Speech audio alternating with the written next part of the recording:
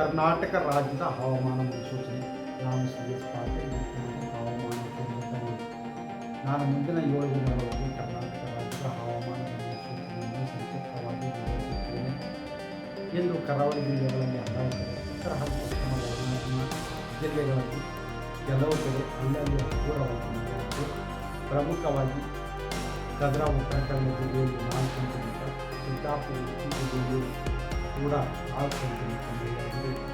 ಈಗಿರುವ ಹವಾಮಾನದ ಸಮಸ್ಯೆ ಸ್ಥಿತಿಯೊಂದಿಗೆ ಬಂಗಾಳ ಉಪಸಾಗರದ ಉತ್ತರ ಭಾಗದಲ್ಲಿ ಒಡಿಶಾದ ಕರಾವಳಿಯ ಹತ್ತಿರ ವಾಯುಭಾರ ಕುಸಿತವಾಗಿ ಅದರ ಜೊತೆಗೆ ಸರ್ಕ್ಯುಲೇಷನ್ ಕೂಡ 7.6 ಇದೆ.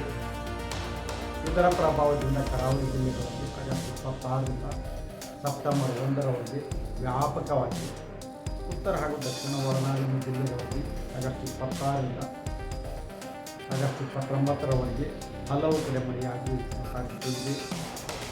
ಉತ್ತರ ಕನ್ನಡ, ಉಡುಪಿ ಹಾಗೂ ದಕ್ಷಿಣ ಕನ್ನಡ ಜಿಲ್ಲೆಗಳ ಕೆಲವು ಕಡೆ ಭಾರೀ ಮಳೆಯಾಗುವ ಸಾಧ್ಯತೆ ಇದೆ. ಆಗಸ್ಟ್ 26ರಿಂದ ಆಗಸ್ಟ್ 30ರವರೆಗೆ ಯೆಲ್ಲೋ ಅಲರ್ಟ್ ಅನ್ನು ಘೋಷಿಸಲಾಗಿದೆ. ಬೀದರು, ಕಲಬುರಗಿ, ಯಾದಗಿರಿ, ಶಿವಮೊಗ್ಗ, ಚಿಕ್ಕಮಗಳೂರು, ಹಾಸನ ಹಾಗೂ ಕೊಡಗು ಜಿಲ್ಲೆಗಳ ಕೆಲವು ಕಡೆ ಭಾರೀ ಮಳೆಯಾಗುವ ಸಾಧ್ಯತೆ ಇದೆ. ಆಗಸ್ಟ್ 27 ಹಾಗೂ 28ರವರೆಗೆ ಯೆಲ್ಲೋ ಅಲರ್ಟ್ ಅನ್ನು ಘೋಷಿಸಲಾಗಿದೆ. ಮಳೆಯ ಜೊತೆಗೆ ಗಾಳಿಯ ವೇಗ ಪ್ರತಿ ಗಂಟೆಗೆ 30ರಿಂದ 40 ಕಿಲೋಮೀಟರ್ ಸಾಧ್ಯತೆ ಇದೆ.